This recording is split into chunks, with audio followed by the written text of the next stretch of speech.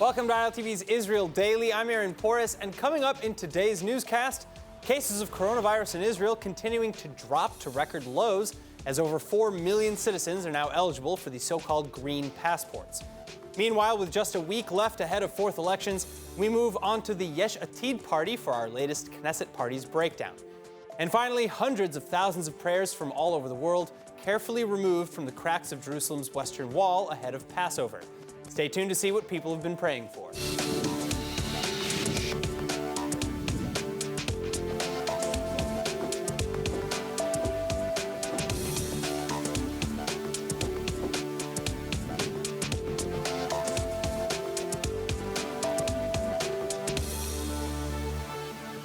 Israel's coronavirus response still paying off and with interest. Serious cases dropping to the lowest numbers this year, while vaccinations are rising slowly but steadily. Chana Rifkin with the story. Israel's health ministry reporting some truly inspiring numbers Wednesday morning. For the first time since December 2020, serious cases of coronavirus dropping below 600 to roughly 578. And this has active infections also continuing to decline, falling below 26,000, amidst an infection rate of about 2.1%, another record low for 2021. As for approaching herd immunity, vigilance may be slowing, but the program's still on the way. Over 55% of the population, or 5.1 million Israelis, have received their first shot of the COVID vaccine, nearly 47% of Israelis having received both. And Health Minister Yuli Edelstein praising the public's participation, saying over 4 million citizens can now get their green passports, adding that holdouts should get going or else be left behind. Meanwhile, Israeli President Reuven Rivlin visiting with his counterpart in Germany, the two discussing the pandemic and other regional threats, with German President Steinmeier hailing Israel's vaccine deployment both in Israel and within the Palestinian Authority. Ich habe Präsident Rivlin gratuliert zu den großen Fortschritten in der israelischen Impfkampagne. Diese Impfkampagne, verehrter Herr Präsident, erhält hier in Deutschland viel Aufmerksamkeit und großen Respekt, nicht nur wegen der Professionalität und der Geschwindigkeit des Impfens, sondern auch wegen der guten Portion Pragmatismus, mit denen Ihr Land und die Verantwortlichen diesen Prozess begleiten und beschleunigen. Andere, auch wir, denke ich, können davon lernen. Und es ist gut, wenn Israel bei der Pandemiebekämpfung mit den palästinensischen Nachbarn und Partnern zusammenarbeitet. Auch bei der Impfstoffversorgung. Dieser Prozess hat begonnen. ידידי הנשיא שטיינמאייר, כולי תקווה שהמצב הבריאותי יאפשר זאת ושנספיק להיפגש עוד בירושלים לפני סוף כהונתי בקיץ הקרוב. תודה רבה לך ולכל העם בגרמניה. תודה רבה. Dankeschön.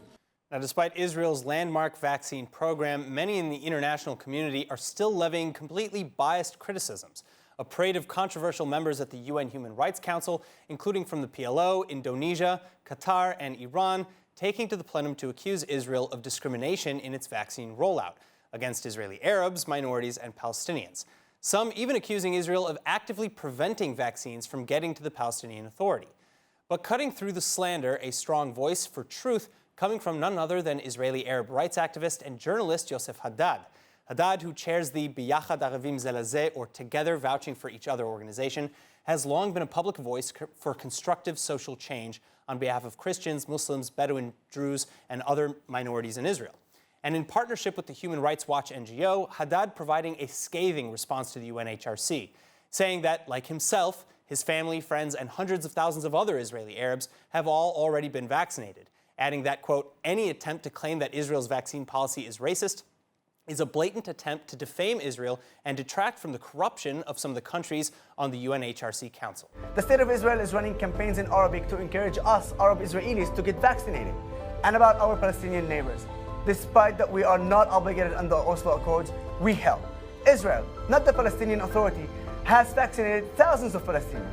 While the PA uses vaccine on their own officials and their friends, it was Israel that set up vaccine centers for Palestinians at Calandia. Now make sure to check out Yosef Haddad or Human Rights Watch on social media for the full statement.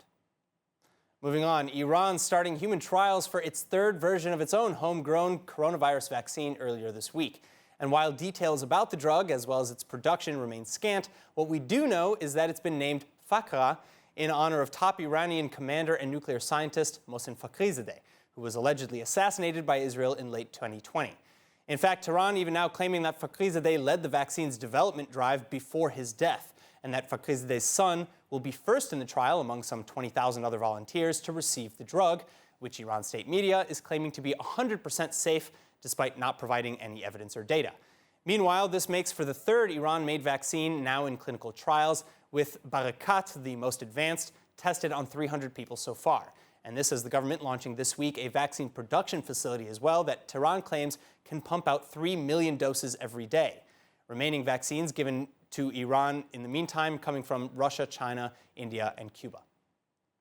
Now, speaking of Iran, the IAEA, or the United Nations' nuclear watchdog, now reporting that the Ayatollah regime in Tehran has installed highly advanced centrifuges to enrich uranium at the Natanz nuclear facility. And this is just one of the latest departures from the 2015 JCPOA nuclear deal. Joining me to discuss is President of the Jerusalem Institute for Strategy and Security, Professor Efraim Inbar. Professor, thank you so much for coming back to us. With Iran's new centrifuges, how close are they to the bomb? Well, it depends how you determine what is the bomb. If the bomb is fissionable material, then they are close. If it means also weaponization, they are still a few months more away. But this is obviously a serious development. And I think it's also connected to the American attempt to bring Iran back to the negotiating table on its own terms, while the Iranians are obstinate and prefer to go back to the negotiating table only after the Americans are removing all economic sanctions that were imposed during the Trump era. All right, well, speaking of the JCPOA then, currently Israeli President Reuven Rivlin is in Germany, where German President Frank Steinmeier, he said that we share Israel's concern, we share Israel's goal to prevent Iran from developing and attaining nuclear weapons, and we share the concern about Iran's regional role and its missile program. The policies of the previous American administration, in our view, did not make any progress in the recent years. So they took clearly a swipe at the Trump administration, but they're still showing that they are unhappy with the current situation as it's progressing. Is this lip service, or are other parties to the JCPOA maybe coming around to the idea that the deal is or was a mistake? Words are cheap. Of course, everybody can say that they are concerned about Israel's security. The question, what are they going to do about it? And it seems that the Europeans are, maybe with the exception of France, that has some more muscular position on this issue, are not ready to do anything and basically want the JCPOA to be reinstated. And we all know that this is a terrible agreement that endangers the security of Israel and the security of the region and the whole world.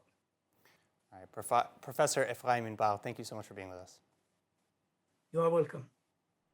Moving along, while Israel, Greece, and Cyprus are actively advancing plans to build the world's longest undersea electric cable, their neighbor, Turkey, is not too happy. Israel, Greece, and Cyprus officially planning on building a 2,000-megawatt undersea electric cable estimated at $6 billion. But meanwhile, nearby neighbor Turkey is publicly protesting this recent agreement. Going on state media, Turkish officials arguing that the route of the planned cable transgresses Turkish territorial waters. Additionally, Turkish officials are adding that the three countries involved needed to first seek Turkey's approval before conducting any sort of feasibility studies. The planned cable is not the only joint cooperation between Israel, Greece, and Cyprus, though, either. Just last week, the three Mediterranean allies conducted a joint naval exercise, and all these moves possibly pointing to the increasing view of Turkey as a rival in the region. Back to politics now. 7 days left before Israel's March 23 vote, the fourth Knesset election in 2 years. So we turn to our eighth installment of ILTV's Knesset Parties Breakdown, today focusing on the opposition party leader Yair Lapid and the Yesh Atid faction which he chairs. Widely viewed as the top rival candidate for prime minister opposite incumbent Benjamin Netanyahu, Knesset opposition leader and Yesh Atid party chair Yair Lapid is polling behind Netanyahu's Likud with an estimated 18 to 20 seats. But despite often earning decent portions of the vote, receiving 19 mandates in just its first year in 2013, this is arguably the closest that Yesh Atid has ever been to actually ending Netanyahu's tenure. Following a 30-year-long and successful career in journalism, activist and at the time Friday night news host Yair Lapid announced his entry into politics and the formation of the Yesh Atid party, meaning there's a future. And billing itself as a secular centrist faction, the party has typically focused on social civil issues, like improving or even completely revamping systems for health, civil, and LGBT marriages, transportation, education, housing, and the condition of the middle class.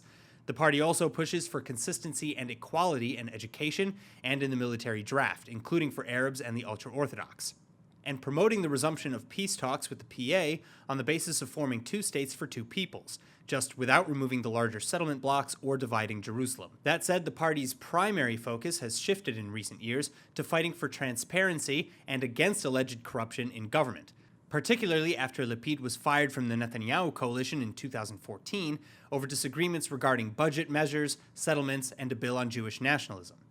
So then fast forward now to the current series of elections, and it becomes clear why Yesh Atid continues to grow in popularity, despite accusations that Lapid would be unfit to be premier or that the party is campaigning on a platform of just not Netanyahu, especially after dissolving the Blue and White Unity Party with Benny Gantz to sit at the head of the opposition. Gantz, meanwhile, forming an emergency coalition with Netanyahu to deal with the pandemic, which was marked by broken promises, constant infighting, and ultimately dissolving and thrusting the country back into fourth elections next week. And joining me now with more on the Yesh Atid party, Knesset member from the Yesh Atid party, Moshe Kinli Turpaz. Knesset member, thank you so much for being with us. Now, the recent polls have placed the Yesh Atid party with Yair Lapid in second place with 18 to 20 seats and as the Likud party's closest competitor. If you find yourself in a position to form a coalition and hold the premiership, how would you do things differently to the Likud, other than, in accusations of corruption against Netanyahu?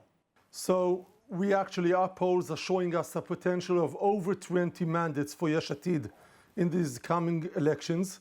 And we think being the second biggest party in the government, in the parliament, will allow us to build a coalition of over 61 parliament members and build the next government led by Yesh Atid.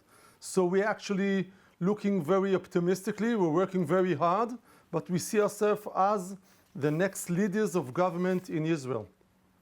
But I want to get to the potential coalition partnerships that you have a little bit later. But in terms of policy, again, how would you do things differently to Netanyahu? Because right now, everybody's saying that you're essentially just running on a campaign of anything but Netanyahu. How do you respond? I don't think that's our main presentation. We're talking about not running the government and the country the way Netanyahu did. So we've been now over a year into COVID-19, a very hard year for the world and for Israel. Over 6,000 people killed in this sickness, terrible sickness and crisis, and we have over 100,000 businesses closed down. Now we can't afford, Israel can't afford this way of government to proceed. So Yesh Atid will form a stable, sane government which will work for the citizens, something that people don't feel today. People are watching the government and saying to themselves, how come Ben Gurion was open for 11 months, but my child's school was closed? There's no way to understand this. And we understand this government has done a very bad work running this crisis. And Yesh Atid will do it specifically very differently than what Netanyahu did. So we're saying, let's return to sanity. Let's return to a sane government of hard-working people that are working for the state and not the other way around. All right, well, Knesset member, if we're speaking about coronavirus, and I think that we can talk about a couple of other things as well, but if we're speaking just about the coronavirus specifically, I'm agreeing that I think no country did everything perfectly. Israel is no exception. And each of the over 6,000 deaths in Israel, each and every one of those, is a major tragedy. But wouldn't you agree, after all that Israel's still doing better than arguably every other nation? Most countries are praising us. Look, I don't compare myself to Africa or to Asia. We compare ourselves to, let's say, to Europe and America. Now, if you're counting dead people on every million of citizens, our situation isn't good. If we're looking at our educational system, I'm an educator. I used to be a teacher, a principal, a head of the biggest department of education in Israel. And our children, before COVID-19, had huge problems in education. But this year was catastrophe to education and catastrophe to economics. So I can't defend Netanyahu's way of running this terrible crisis. Not the dead people, not the 2.4 million students staying at home, not the 100,000 businesses closed. No, there's no way to say it better. Netanyahu failed in this crisis. He has to go home. And there's one more thing. Yesh Atid is very concerned as a party dealing with corruption. And we said before COVID-19 came, but we're saying now that we see all the problems of Netanyahu sitting at his trial and dealing with all these time-consuming things that a prime minister shouldn't deal with, and is focused on his trials instead of focusing on governing this country. And we will do it much better. Yair Lapid and Yesh Atid will bring this country to a better future because we'll focus on working with the people and not working on our own business. All right, Knesset member from the Yesh Atid party, Moshe Kinli Topaz, thank you so much for being with us again. All right, now for the extended interview with Knesset member Moshe Kinli Topaz, make sure to check out ILTV's Facebook or YouTube channels or visit iltv.tv. Now, Israelis preparing for more than just elections next week, with the Passover holiday set to begin sundown next Saturday. Workers at the Kotel, or Jerusalem's Western Wall, then clearing out the notes from the cracks.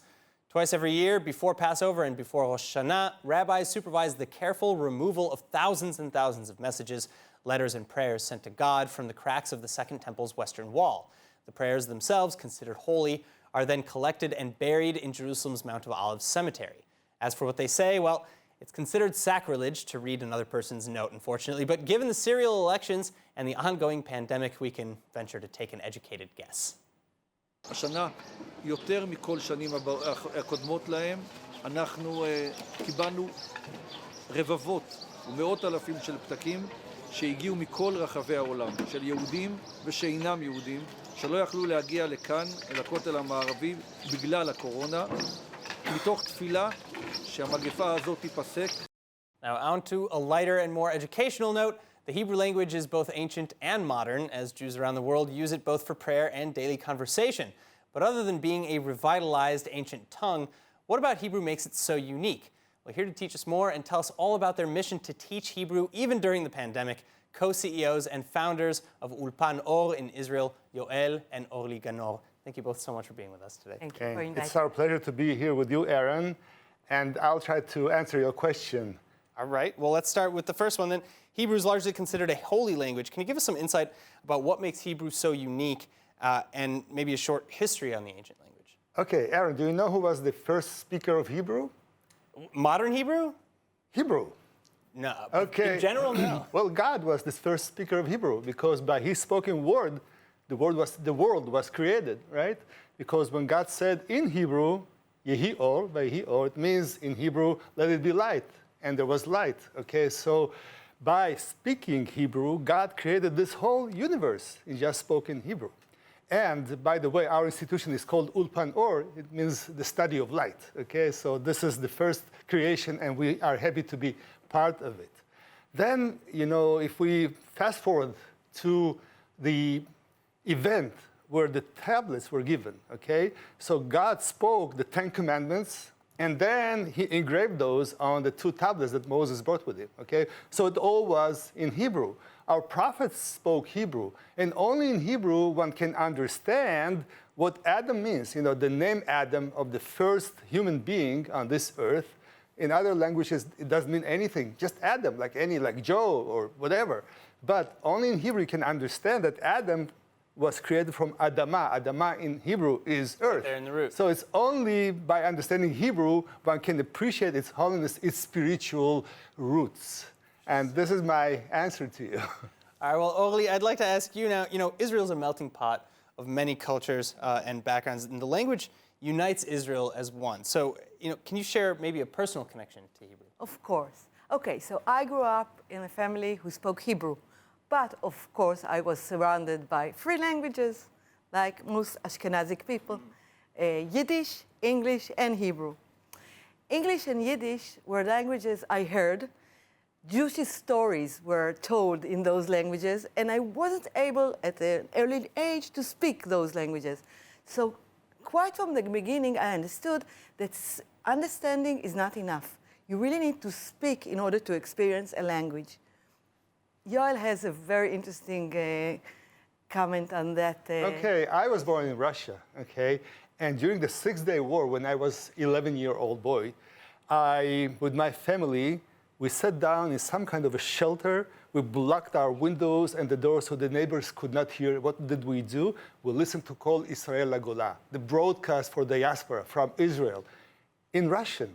But sometimes before or after the broadcast in Russian, there were other languages, okay? And there was one language I could not recognize, but it was like music to my ears, okay? And it was Hebrew. So since then, my attachment to Hebrew was created. All right, well, so I think my last question, though, is, how has your program really changed with the coronavirus? How has that impacted your business, I suppose? At the beginning of this outbreak of Corona, it was really tough because we have actually two physical branches in Israel, one in Jerusalem and the other in Tel Aviv. And of course, we could not get anyone there physically. So what we thought is we should recreate ourselves and make ourselves even better than we were. Although all our original materials were online, what we wanted to do is to let all the people who wanted to study using our materials get those accessed by them. Younger people, older people, we created programs for seniors, okay? Because now even Orly's mother, who is almost 90, she's using Zoom, okay? So we realized that this population could really benefit from that. And especially people in lockdowns, in various situations where they could not leave their homes, they were able to communicate with sometimes with someone from the other end of the world. And the common language became Hebrew, okay? Because our materials enabled, let's say, one who spoke French and the other who spoke Chinese to communicate and enjoy socializing in Hebrew. So now we also created a new program for kindergartens, okay? So we now have people from age of 4 to 120, okay? Study with Hebrew, us. study and enjoy studying Hebrew. This is our mission. All right, well, I mean, I think that the mission is so important. It's so amazing. And I know that just having something to unify everybody, even if it's just a language, is an amazing thing. So, Orly, Yoel, thank you so much for coming in. Ulpan Or, for everybody who wants to check it out online. And tell us about your connection with Hebrew. Yes. We would love to hear your connection. Yes. ועכשיו, תחזית מזג האוויר עם... Hannah Rifkin. Thank you. So we'll be seeing mostly partly cloudy weather except for some showers in the north, and Israel calling for lows in the 40s and 50s or ranging from 8 to 14 degrees Celsius tonight. Highs tomorrow expecting to reach in the 60s or between 16 to 20 degrees Celsius. Back to the studio with Aaron. And now before we go, let's take a look at what's going viral in Israel.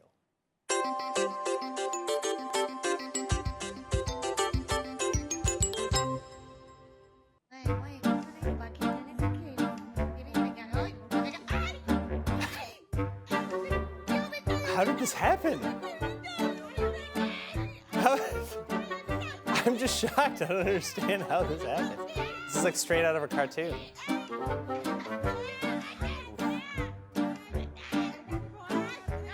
I hope they're okay. Wait. All right, well, I hope they're okay. That's terrible. All right, that is it for today's news, though. Today's exchange rate is 3.29 shekels to the American dollar and 2.64 shekels to the Canadian dollar. For more news from ILTV, please like ILTV on Facebook, follow us on Instagram, subscribe to our YouTube channel, and visit the ILTV website at iltv.tv. And finally, don't forget to tune in to our Israeli Election Night special on Tuesday, March 23rd, 10 p.m. Israel time, where Lidar Gavelazi and I will be bringing you full coverage on the election live as the details come in. I'm Aaron Porras. Stay healthy. Thank you so much for watching.